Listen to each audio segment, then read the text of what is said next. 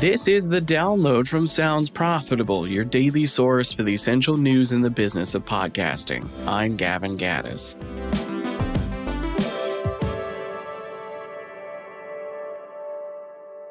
Here's what you need to know for today, Wednesday, September 3rd. Before I get into the top story, a quick reminder, this is your last call for the Podcast Landscape 2025, the report that debuts tomorrow at 2 p.m. Eastern Standard Time in a live webinar hosted by Tom Webster. You might have caught some of the teaser data he showed off during his keynote in Dallas. Now you can get the full presentation.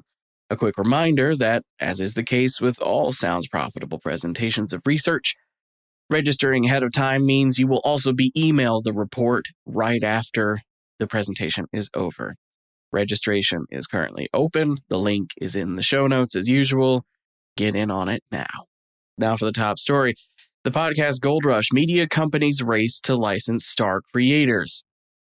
This is a look at traditional media companies' recent surge of interest in signing popular podcasters and general content creators.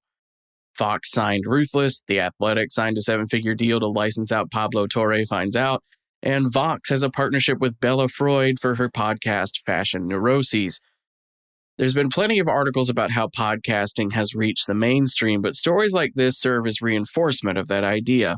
The mainstream itself yearns for a slice of what podcasting's cooking.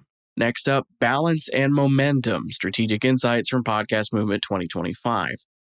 Signal Hill Insights has boiled down what various members saw at Podcast Movement in Dallas. When discussing the new beefed-up Triton digital ranker, Daryl Battaglia stressed the goal is to grow marketing opportunities beyond podcasting's biggest shows.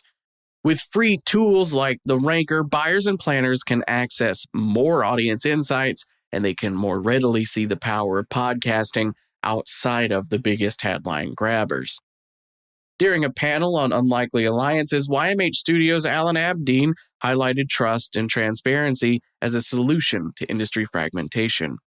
Q-Code Steve Wilson stressed the value of cross-promotional thinking, pointing to the recent Taylor Swift album announcement on New Heights. Even if it wasn't a Q-Code podcast, the hype generated by that for the industry in general was a net positive. Next up, more money is flowing into creator marketing, just not directly to creators. Brands are investing more and more in content creator campaigns than ever before, but surveys like Collective Voices Holiday 2025 Creator Commerce Report suggest a good chunk of that money isn't making it directly to the creators. The survey, built from 1,200 U.S. creators and consumers about plans for the upcoming holiday period, finds 70% of creators have less than a quarter of their planned holiday income dedicated to sponsored posts.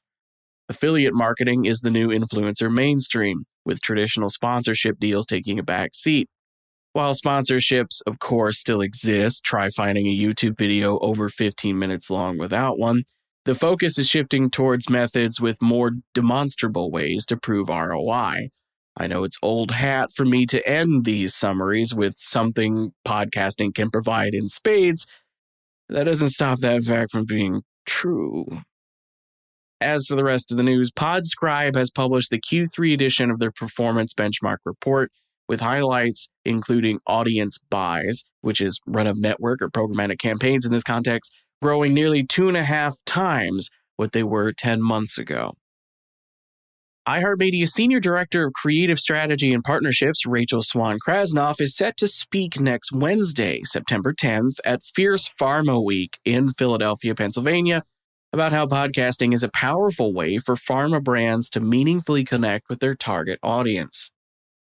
Steve Smith has purchased back the rights to his podcast, The 89 Show, and is moving it to Blue Wire Podcasts.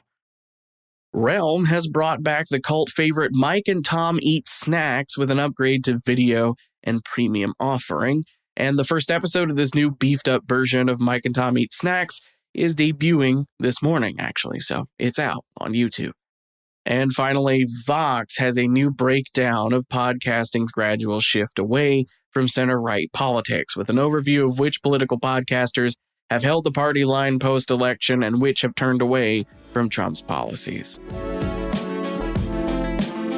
As As a gentle reminder, you can find links to every single article I've mentioned in the website version of today's episode, as well as every other episode on soundsprofitable.com. Or instead of going there manually, you can click the handy dandy link I put in today's episode description, which will take you directly to today's episode post. And you can also subscribe to the newsletter while you're there to get the next issues directly to your inbox. The download is written and produced by myself, Brian Barletta, and Tom Webster. For Sounds Profitable, I'm Gavin Gaddis, and I'll see you tomorrow.